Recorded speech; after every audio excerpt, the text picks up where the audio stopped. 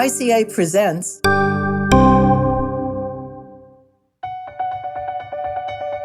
Hello, I'm Ellen Wartella, and welcome to this episode of the Architects of Communication Scholarship podcast series, a production of the ICA Podcast Network. Today, our architect is Angharad Valdivia. Angharad Valdivia served as the inaugural head of the Media and Cinema Studies Department at the University of Illinois at Urbana-Champaign. She also served as the interim director of the Institute of Communication Research at the University of Illinois for 5 years, from 2009 to 2014. She is also an affiliate faculty member in the Women and Gender in a Global Perspective program and the Center for Latin American and Caribbean Studies. Within communication research, Valdivia combines the areas of gender studies with ethnic studies and Latin American studies. Angie Valdivia served as editor-in-chief of the ICA journal Communication Theory from 2008 to 2011 and is a fellow of the International Communication Association. Angie is interviewed today by Isabel Molina-Guzmán. Isabel is a professor in Latino Studies, Communication, and a faculty affiliate of the Institute of Communication Research, Gender and Women's Studies, and Latin American and Caribbean Studies at the University of Illinois at Urbana-Champaign. And here is Isabel Molina.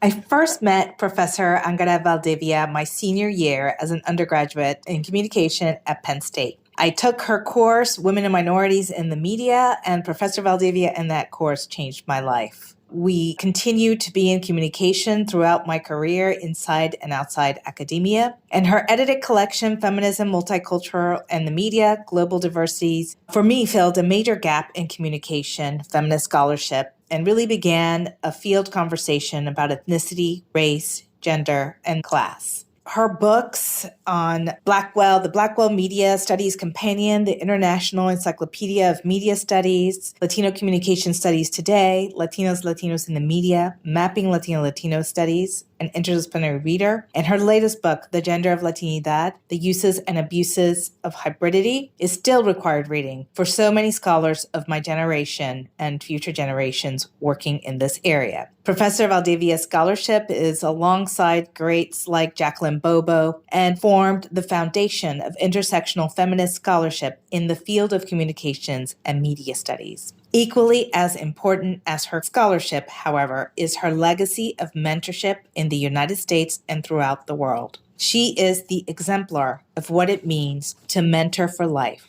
There are few Latinas in communication today that have not been impacted by her scholarship and her mentorship.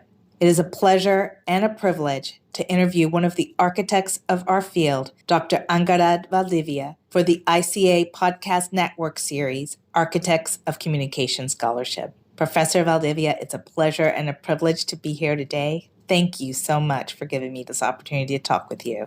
It is an honor for me to be interviewed by you. So I want to start off by asking how your personal history has shaped your educational experience and the scholarship you've produced in communication. I'm originally from Chile, and I feel that my education, even at the elementary level in Chile, was so excellent that really set me up as a good student for the rest of my life. Also, I come from generations of professional women role models. My grandmother was a teacher. My mother is a medical professional, which is quite unusual for really upper working class status. As I began to live in the United States, first treated as and thinking of myself as an international student, and then becoming a citizen and thinking of myself as a Latina, I've always carried that belief in education, that belief that I am well educated. So one of the things that I always tell my students is don't engage in imposter syndrome because you belong here. I belong here and you belong here. And that's something that I have core in my subjectivity. So our paths initially crossed at Penn State and then it went in separate ways. I started my PhD career thanks to you at Penn's Annenberg School for Communication, and you moved from Penn State. I want to ask you that move to the ICR, Institute for Communication Research, how that played a role in your academic trajectory and career. Yes, that was a field-defining move for me. The Penn State job was a great opportunity, and I met amazing colleagues and students who would become leading scholars in the field, such as yourself and such as Kelly Gates. And then I moved to Illinois, and it was quite scary because teaching the doctoral students was a daunting proposition, such excellence. And they were my peers. Many times they knew more than I did about particular topics, but it's the kind of experience where your colleagues are all leaders in the field, and you can see that your students will also be. And so there I had the freedom to pursue topics without any questioning. Why are you doing this? I always felt like I was just supported. And that's the way that we used to teach our students as well then. It was like, what do you want to do? How can we help you pursue this topic that there is a huge gap or nothing in the field about? That was the spirit of intellectual creativity and productivity that really generates a fruitful career. So, who were your mentors? I'm thinking both as a graduate student, but also as a junior faculty and then as a senior colleague. I felt like I began to get mentored even as an undergraduate student. I took many courses with Professor Herbert Schiller, who would sometimes invite me to his office, say to me, that was kind of good what you wrote, and who encouraged me to apply to the Institute. So I felt like he was both a role model, but also I had some personal meetings with him, which would encourage me. I got to ICR. I felt very supported by the faculty at ICR. Most of them would say, I don't think there's any research on that, but why don't you do it? My original mentor in ICR was Professor Thomas Kubak, who's a political economist of communication. I also worked with Professor Paula Treichler, cultural studies, gender, and AIDS. Professor Cheris Crameray, feminist scholar of communication and more from the speech communication side, but very much informative to me. And then as I began to transition into being a faculty member and developing my committee, Professor John Nerone was very much there as both an intellectual, but also a spiritual mentor, and Professor Clifford Christians. And so I really did feel supported by this incredibly supportive range of scholars. And in that group also, I would have to include Professor Ellen Wartella and Professor Charles Whitney. This was just a stellar group of faculty who supported students, I would say, without reservation. And I just wish that every graduate student had that experience because that's how I feel about it. You were trained and your dissertation was really grounded in political economy. You see yourself as a political economist. At what point did you transition to or engage your work on Latinidad? How did that come to be? I was trained as a political economist of international communication with a specialization in Latin America. And I was hired at Penn State. I still remember this lunch where they looked at me and they said, oh, you can teach women, minorities, and the media. And I'm like, I can? And they said, yeah. And I think it was, as I've said before, an assignment by biology that to them I looked like a minority, so therefore I could teach that. That was the first time I began to research sources on what was then called Hispanic studies, like Hispanics and African Americans, Native American and Asian American. Then when I came to the University of Illinois, I was immediately located within a social environment of Latino studies. Professor William Berry made sure that I met some of the newly hired postdocs, which would become assistant professors. We formed a little cohort of scholars who were trying to work with the university towards the formation of a Latino studies program, which was instituted, and then supporting it as much as we could until you, Professor Molina, took over the program. We were here working with each other towards a trans-ethnic, interdisciplinary, gender-inclusive Latino studies at Illinois. What do you think are the big intellectual questions for communication scholars to address in the next 10 years? One of the ones that we've been trying to deal with, and I think we're still at the baby stages, is we're trying to diversify the field. And we're trying to, especially in ICA, activate the I International. There's a tension within our organization and field in coming to terms with understanding the difference between international and intersectional. A lot of its internationalizing has been done in relation to particular parts of Western Europe, which feel to a lot of us as, oh wow, we're recolonizing ourselves in terms of Euro colonization of the Americas, and in terms of particular parts of Asia. That has partly been accomplished through a displacement of some of the gains we have been making on race and ethnicity in our field. And I have participated in fora where it has been clear that participants in those fora have a different take or cannot tell the difference between internationalization and dealing with issues of inclusion of race and ethnicity. And so I think that our field is really having a hard time trying to begin to understand this, trying to take the research of our own scholars who are doing research on race and ethnicity seriously. Another example of this would be that when we have an opportunity to have a major, say, opening plenary on these issues, instead of inviting our own scholars on it, and we have scholars in our field who are working on this, including you and me, Professor Molina, they invite scholars from other fields. And that's a little bit of a troubling situation. And then the only time that we get included is if and when those scholars, for whatever reason, pull out. And so I think that's one of the major issues in our field, because there's a lot of talk about internationalizing, and that's being done in a particular way. Another one is, and this is a pet peeve of mine, that everybody in all other disciplines takes media as, oh, we can all talk about media. We should come together as a field to get the fact that we are a major scholarly area of study, and that you cannot just talk about these issues as if, oh, just because I watch TV, I can talk about it. When people talk about psychology, they talk to psychologists. So people should talk to us when they want to talk about risk communication. The whole thing with, for example, AIDS, my university being a major example of this, they didn't talk to any of the people in our faculty who are experts on risk communication and health communication. We have people who do that and who do it very well. I would identify those two as my major areas that I would like to address. I'm going to ask you about one more area. That is the sort of myth of discovery that continually happens around research on ethnicity and race by communication scholars. I was wondering, in terms of thinking through big intellectual questions in communication, how you think through that issue.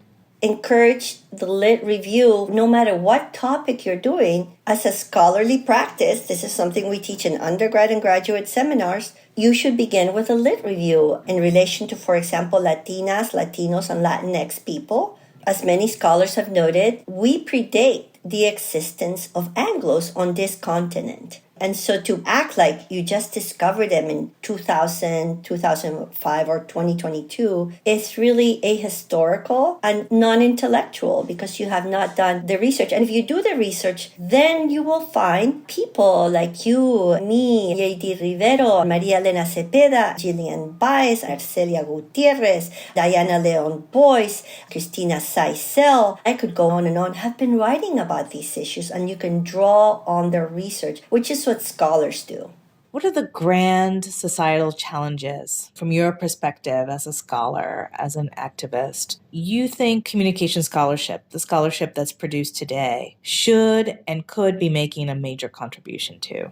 We have so many challenges right now, and it's not difficult to become paralyzed in the face of war, environment, social injustice, Black Lives Matter, indigenous rights. And I do believe that we in our field can contribute to social justice, can contribute to greater understanding. I teach an undergraduate class on Disney, and a lot of my colleagues that don't know Disney say things like, oh yeah, I like animation too. And Disney is not just animation, and teaching Disney is not just about content, right? Even today, for example, we are discussing the film McFarland USA 2015 Disney, starring Kevin Costner in what most people would say is a white savior role. Just Disney at its best. By the time you finish watching it, if you're not crying, there's something wrong with your soul, right? It's just like it's pulling all your strings.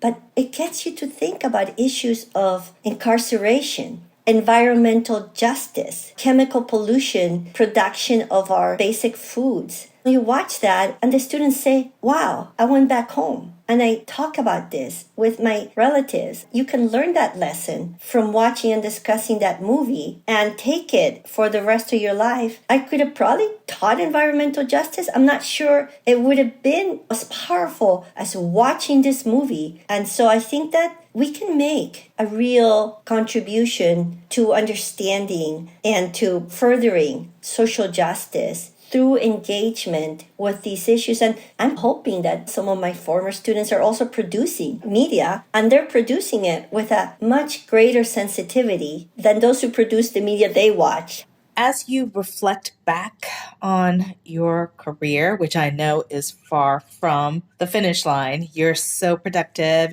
Who do you see as your major intellectual influences? I tell my students now, you're so lucky, because when we were coming up, there was nobody writing about this. I know you can get a PhD on this, but in terms of the people I reflect that were so influential to me, I have to mention the work of the great Ella Shohat. She co-authored the book Unthinking Eurocentrism, but I read that and I thought, when I grow up, I want to write something a tenth as incredibly insightful as this is. That book to me, and the work of Ella Shohat in general, just incredibly inspirational in its expansiveness of the transnational and of gender, race, and history, and just taking up third world cinema. I still go back and reference the work of Cardoso and Faleto, Dependency and Development, and driving home the message that the economy is cultural and the culture is economic. And if you try to separate those two, you're nowhere in terms of understanding anything. The Matelards, and especially Michelle Matelard, and her work on woman, media, crisis. I love the work of Jacqueline Bobo and Janice Radway. And Michelle Matelard was talking about audiences and intersectionality before people started taking it up in the United States. Jacqueline Bobo in relation to African American women, and Janice Radway in relation to reading the romance. So I put those three together, and that's the dream trio, to look at it transnationally, politically, race, and gender. So how would you describe your role as an architect of communication scholarship? How would you describe yourself as an architect? My Zoom background is Greg Hall at the University of Illinois, Champaign-Urbana campus, where the College of Media now resides, where the Institute of Communication Research now resides. So I am in relation to a huge piece of architecture that's so meaningful to so many of us. I also think of Professor James Carey when I was a doctoral student. He told us that this is about bringing a seat to the table. And at this point, he told us there's a big table and there's people talking, some of whom are dead, but they're still talking, and some of whom are present. And you're sitting on the outside, and someday you will bring a seat to the table. And where's your seat going to be? Who are you going to sit between? Who are going to be your interlocutors? When he said that, of course, me and Sharon Massarella, who were sitting next to each other, were like, yeah, right, we're never going to sit at that table. We don't even belong here, because we couldn't understand what anybody was saying at the moment. But now I see that, yes, I have brought my seat to the table. Thank you, Professors Noshir Contractor and Professor Ellen Wartella, for inviting me to do this. My commitment has been to diversify the professoriate. I see that working. I see so many diverse professors, many of whom I had something to do with, and all of whom, if they ask me to, I will support them. I will throw down. And so that's building, that's diversifying, that's expanding the building of communication studies. So now you can look around and you see somebody like Bryce Henson, who's writing about Afro-Latinidades and Brasilianidades, that kind of intense intersectionality, looking at Hispano-America that is inclusive beyond just Spanish. That's institutionalized. That's what and you have, Professor Molina, institutionalized Latino studies here at this university. And I just see that as the most profound kind of contribution to the architecture of academia. Because once you institutionalize a department and you have tenure track lines, that is a kind of presence and visibility that is almost impossible to erase, that you can only build on. Well, Couldn't have done it without you. And that's exactly it. I love the way you said that. You've contributed to the building, to adding chairs to the table, to expanding the table. We wouldn't be here without you. I personally wouldn't be here without you. You know that. Literally, I wouldn't have been a graduate student. I wouldn't have done a postdoc in Latino studies. I wouldn't be at the University of Illinois without you. And I think that is true for so many of the people that you've mentored. It's not just the US, it's global. Your impact on the field just expands throughout the Americas, throughout Europe, throughout Asia. It just is everywhere. So I want to thank you for the work that you've done in forcing some really difficult conversations, making it possible for many of us to have a voice. And I just think about the students you've mentored and the impact they're having on the field, like Kelly Gates. I mean, it's really overwhelming to see how your role in building aspects of the field is going to continue giving back to communication scholarship for decades to come. So I want to express my gratitude for myself, but also for others who wouldn't be here without you, pushing us, writing about these issues, intervening in journals, in our conferences. Thank you for being an architect of our field. This episode of Architects of Communication Scholarship podcast series is presented by the International Communication Association and is sponsored by the Wee Kim Wee School of Communication and Information at Nanyang Technological University in Singapore. Our producers are Troy Cruz and Dominic Bonelli. Our executive producer is Devontae Brown. The theme music is by Humans Win. For more information about our participants on this episode, as well as our sponsor, be sure to check the episode description. Thanks for listening.